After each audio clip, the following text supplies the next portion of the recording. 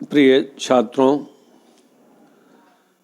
आज आपका ये श्रीमुख किसान चैनल से 6वां वीडियो है। उम्मीद करता हूँ कि आप पिछले वीडियो को ठीक से देख लिए होंगे और आपको समझ में आया होगा। यदि कहीं आपको दिक्कत हो तो आप कमेंट बॉक्स में अपनी बात लिखें, जिससे कि आपसे मैं उन दिक्कतों के बारे में बात कर सकूं जो आपको नहीं समझ में आया है। पिछले वीडियो में कुछ पारिभाषिक शब्द बताए थे, उससे आगे के क्रम में मैं आपको बताऊंगा रेजिस्टेंस, अवरोधक क्षमता। आप जानते हैं कि प्रकृति में स्ट्रगल फॉर सेल्फ एग्जिस्टेंस होता है। बहुत पुरानी बात है।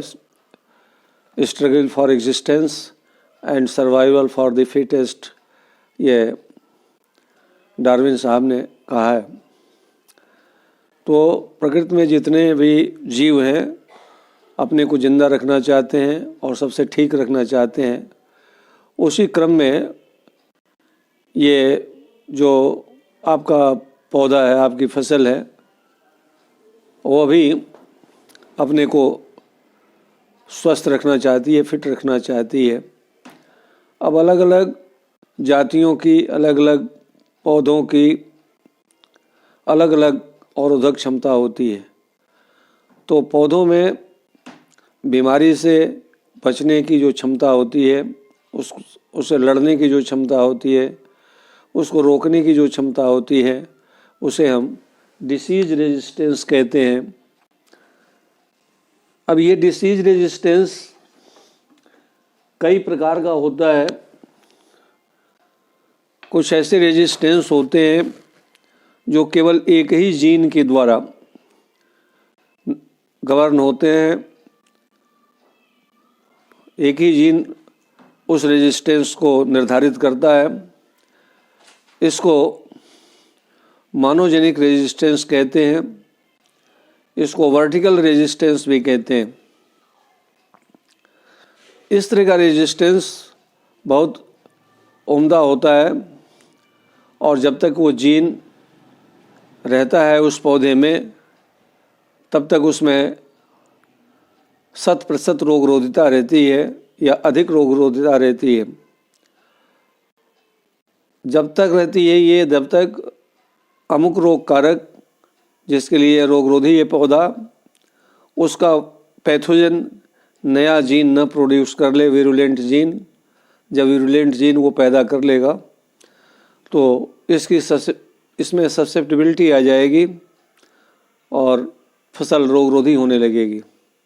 तो इस तरह के एक जीन से या बहुत कुछ ही जीन से जो रोगरोधिता उत्पन्न होती है, उसको मोनोजेनिक या ओलिगोजेनिक रेजिस्टेंस कहते हैं।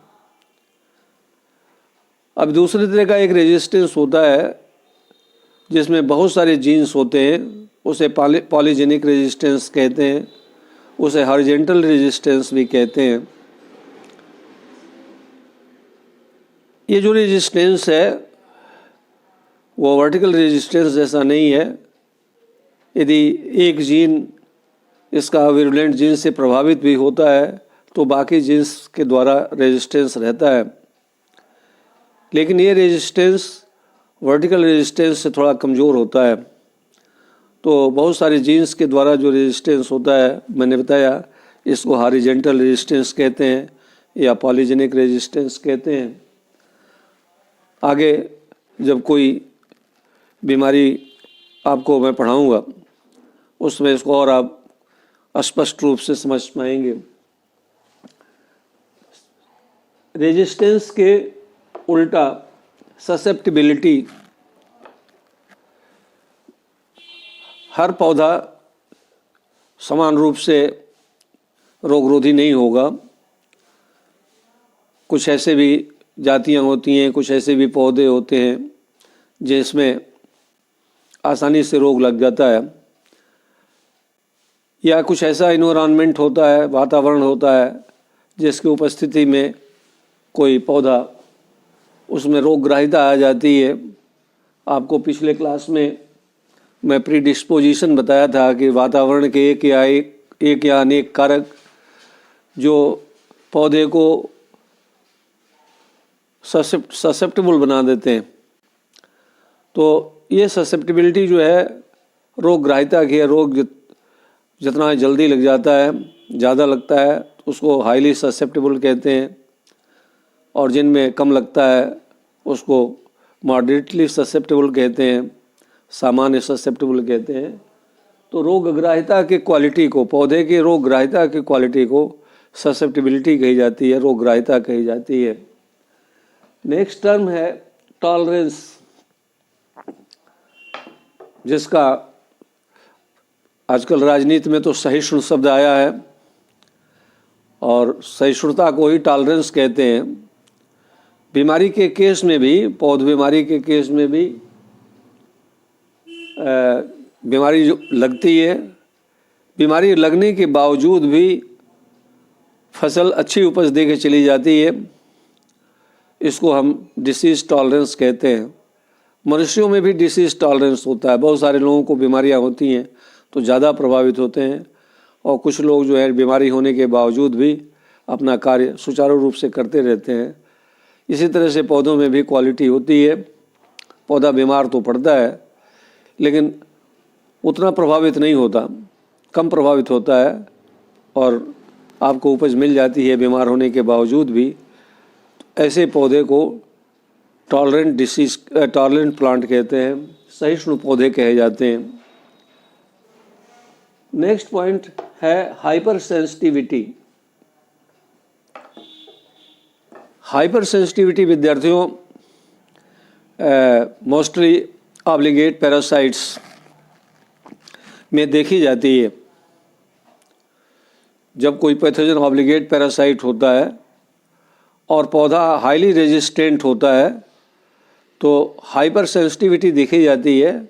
जब कोई रोग कारक पौधे की सतह पर पहुंचता है, होस्ट प्लांट को पेनिट्रेट करना चाहता है, तो होस्ट प्लांट ऐसे केमिकल्स प्रोड्यूस करता है और इन्फेक्शन साइट की चारों तरफ इकट्ठा हो जाता है, जिससे कि रोग कारक मर जाता है और वहाँ एक छोटी सी नेक्रोसिस हो जाती है, कोशिकाएं मर जाती हैं। अब ये ऑब्लिगेट पैरासाइट है और जब अगल बगल की कोशिकाएं मर जाती हैं तो वो भोजन नहीं ले पाता है। आप जानते हैं कि ऑब्लिगेट पैरासाइट्स हमेशा जीवित कोशिकाओं से ही भोजन प्राप्त करते हैं, और पौधा इस तरह का केमिकल इन्फेक्शन साइट की चारों तरफ भेज देता है। अभी मैं थोड़ा प्रयास करूँगा कि आपको फिगर से मैं बताने का कोशिश करूँगा।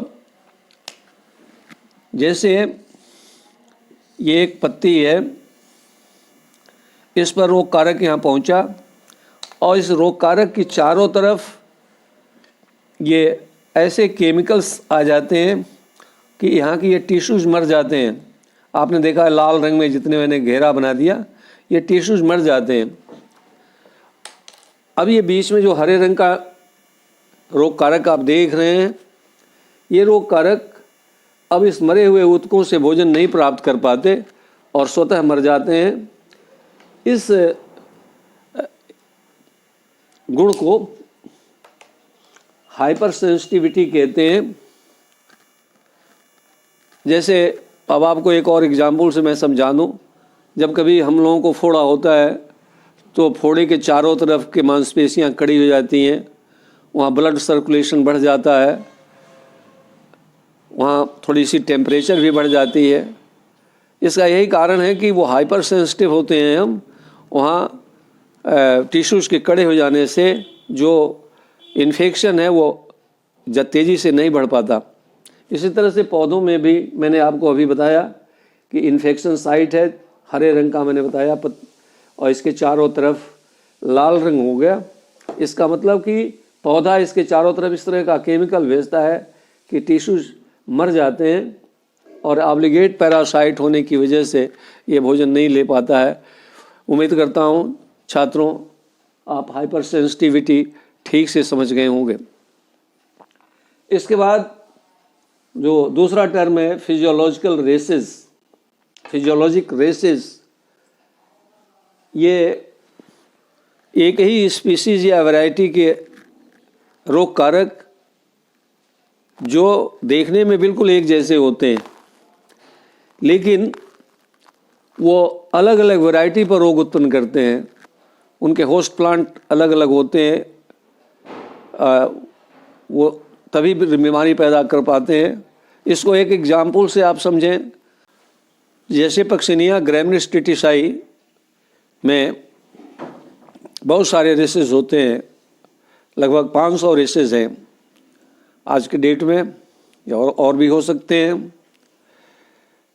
ये रेसेस देखने में मॉर्फोलॉजिकली आकार में बिल्कुल एक जैसे दिखाई पड़ते हैं, लेकिन ये रेसेस अलग अलग कल्टीवर्स पर, गेहूं की अलग अलग जातियों पर बीमारी पैदा करते हैं।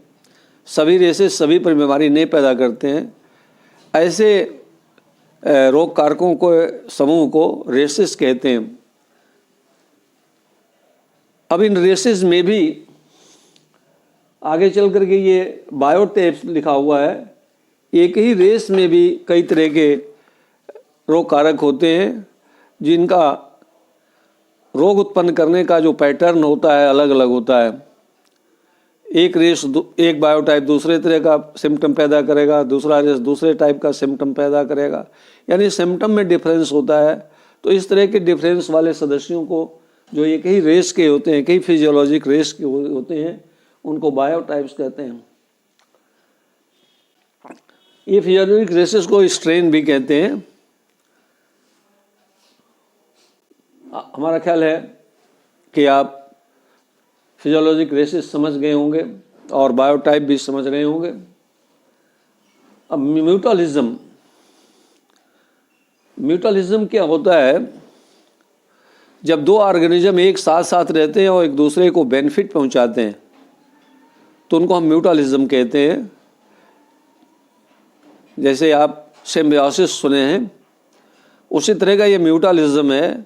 दो ऑर्गेनिज्म जब एक साथ साथ रहते हैं, दोनों एक दूसरे को लाभ पहुंचाते हैं, तो उसका म्यूटलिज्म कहते हैं। अब इसका एग्जाम्पल एक मैं आपको बता दूं। In case of tundu disease of wheat, tundu disease of wheat में निमेटोड गेहूं के जड़ों को डैमेज करता है और जो बैक्टीरिया होता है उसको इन्फेक्शन में सहायता पहुंचाता है। ऐसे बीमारी बहुत तेज़ी से बढ़ती है। इसको भी हम म्यूटलिज्म ही कहेंगे एक तरह से, एक दूसरे को सहायता पहुंचाए। निमेटोड इंजरी उत्पन्न किया और बैक्टीरिया का एंट्रेंस बढ़ गया। अब नेक्स्ट जो टर्म है वो एंटागोनिज्म है। एंटागोनिज्म का ये तात्पर्य होता है कि जब एक जीव दूसरे जीव के विकास में बाधा पहुंचाता है तो उसे हम एंटागोनिज्म कहेंगे और उसके प्रभाव को एंटागोनिस्टिक प्रभाव कहा जाता है। जैसे अभी मैंने निमेटोड डिसीज़ का नाम लिया। निमेटोड डिसीज़ का एक अच्छा रोकथाम का उपाय है कार्बनिक खादों का प्रयोग, जैसे गोबर की खाद, नीम की खली, हरी खाद। तो जिन खेतों में ये खली की खाद दी जाती है, गोबर की खाद दी जाती है या और भी ऑर्गेनिक मैन्योर्स दिए जाते हैं, बायो फर्टिलाइज़र दिए जाते हैं, उनमें इस तरह के जीवों की अधिकता हो जाती है जो निमेटोड को के ग्रोथ को रोक देती है। निमेटोड को कुछ तो फंगस ऐसे हैं जो निमेटोड को खा जाते हैं, निमेटोड पर पैरासाइट हो जाते हैं। तो वे जीव जो दूसरे जीव के वृद्धि को रोकते हैं या उसे मार डालते हैं, उसको हम एंटागोनिस्टिक ऑर्गेनिज्म कहते हैं और इस क्रिया को एंटागोनिज्म कहते हैं। क्रॉप डैमेज, इसका तो छात्रों बहुत सीधा सीधा असर है कि बीमारी होगी तो नुकसान होगा, डैमेज होगा। डैमेज के हिसाब से, हानि के हिसाब से हम रोकथाम का उपाय करते हैं। कुछ बीमारियां होती हैं लेकिन उनका सिग्निफिकेंट लॉस, वो इतना नुकसान नहीं पहुंचाती कि उसके लिए रोकथाम के बारे में सोचा जाए। यदि उसका रोकथाम किया जाएगा तो बीमारी से होने वाले नुकसान से अधिक खर्च करना पड़ेगा। यदि ऐसी स्थिति हो किसी बीमारी में जिसके होने से बहुत नुकसान नहीं हो तो उसके रोकथाम करने की कोई आवश्यकता नहीं है, क्योंकि आपके रोकथाम पर जो खर्च होगा वो उसके हानि से ज़्यादा हो जाएगा। लेकिन यदि कोई बीमारी बहुत ज़्यादा नुकसान पहुंचा रही है और उसके रोकथाम से हमारी फसल बच जा रही, हमको उपज अच्छा प्राप्त हो रहा है, तो हमको उसका रोकथाम करना चाहिए। तो क्रॉप डैमेज का असेसमेंट हर किसान भाई को करना चाहिए कि इस बीमारी से कितना नुकसान हुआ, यदि बीमारी नहीं रहती तो कितना बच जाता, क्या हम लाभ में रहते या हानि में रहते। तो क्रॉप डैमेज भी किसान भाइयों को जानना चाहिए और इसके लिए कृषि विभाग के द्वारा डेमॉन्स्ट्रेशन भी दिया जाता है, किसानों को दिखाया जाता है। यदि इस तरह का कहीं डेमॉन्स्ट्रेशन हो तो आप अवश्य वहाँ जाएं और देखें कि उसका क्या लाभ हानि है। उस हिसाब से आप रोकथाम का उपाय करें, प्रबंधन करें बीमारी का। नेक्स्ट टर्म है डिफिशियंसी। किसान भाई पौधे 18 तरह के तत्व लेते हैं, उनमें से 3 तत्व ऐसे हैं जो पौधे वायुमंडल से ले लेते हैं, जैसे कार्बन डाइऑक्साइड, हाइड्रोजन और ऑक्सीजन। बाकी तत्व जो होते हैं वो किसान भाइयों को भूमि में देना पड़ता है। जैसे नाइट्रोजन तो वायुमंडल में 72% है, लेकिन पौधे ले नहीं पाते हैं, इसलिए आपको नाइट्रोजनस मैन्योर देना पड़ता है, फर्टिलाइज़र देना पड़ता है। तो ये तत्वों की उपलब्धता, यदि पौधों को ये सारे तत्व ठीक ठीक मात्रा में, न ज़्यादा हो न कम हो, और उनको उपलब्ध हो तो आपकी फसल अच्छी होगी और कई तरह की बीमारियों से आपका बचाव भी होगा। छात्रों, ये डिफिशियंसी से बहुत तरह की डिसीजेज होती हैं। किसी तत्व की कमी हो जाती है तो पौधा हमारा बीमार हो जाता है। जैसे जिंक की कमी होती है तो खैरा डिसीज ऑफ राइस की बीमारी लगती है। आम के फलों में बोरान की कमी होती है तो ब्लैक टिप की बीमारी लग जाती है। भंडारण में यदि ऑक्सीजन की कमी होती है तो आलू में ब्लैक हार्ट की बीमारी हो जाती है। इस तरह से ये पोषक तत्वों की कमी से पौधे हमारे बीमार हो जाते हैं। तो आप छात्रों को मैं चाहूँगा कि आप न्यूट्रिशनल डिफिशियंसी से क्या क्या बीमारियां होती हैं कभी फ्यूचर में मैं आपको बताने का प्रयास करूँगा। तो आपका कोई भी तत्व डिफिशिएंट नहीं होना चाहिए और अधिक भी नहीं होना चाहिए।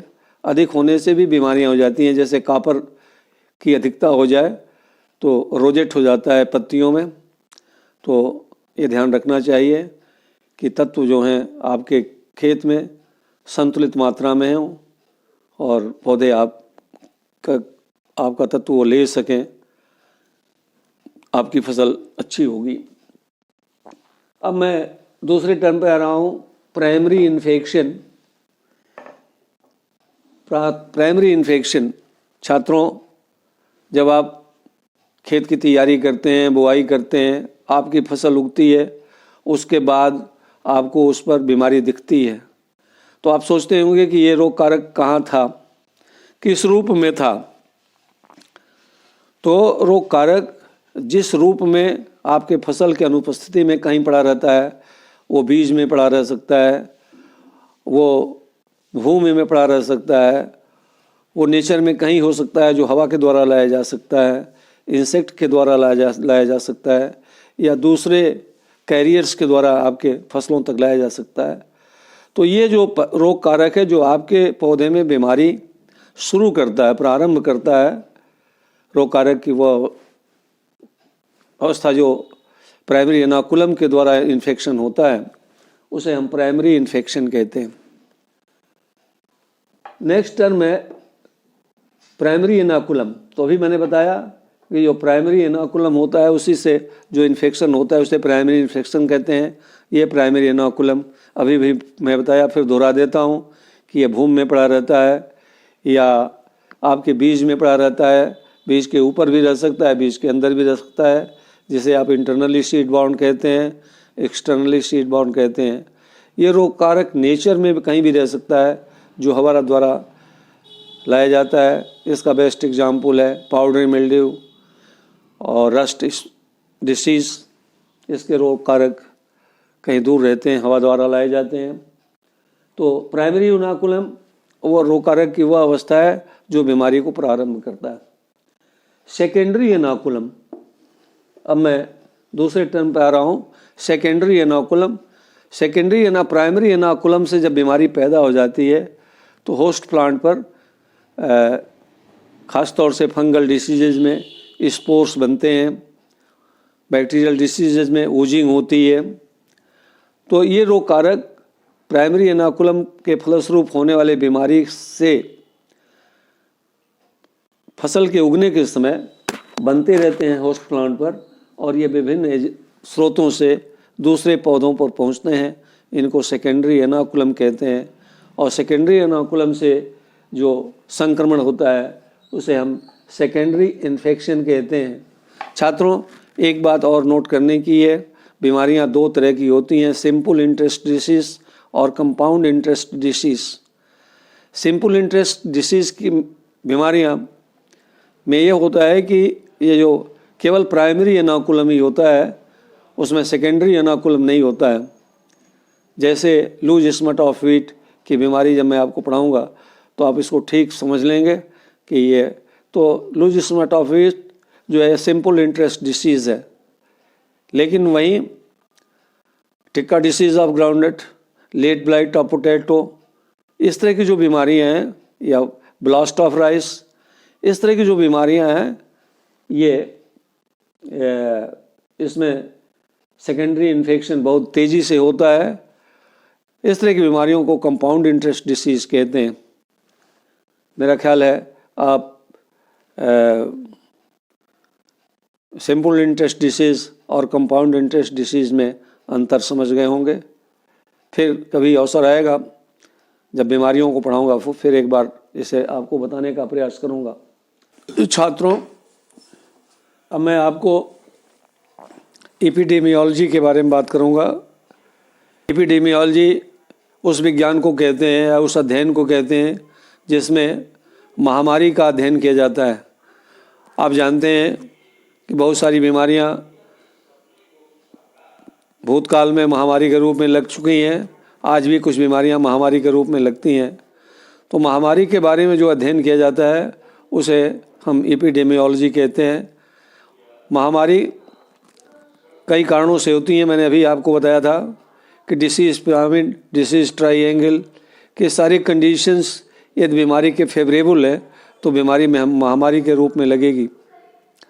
तो ये कुछ वातावरण के कारक होते हैं, कुछ रोग कारक की पैथोजेनिसिटी होती है, विरुलेंसी होती है, और होस्ट प्लांट की ससेप्टिबिलिटी होती है।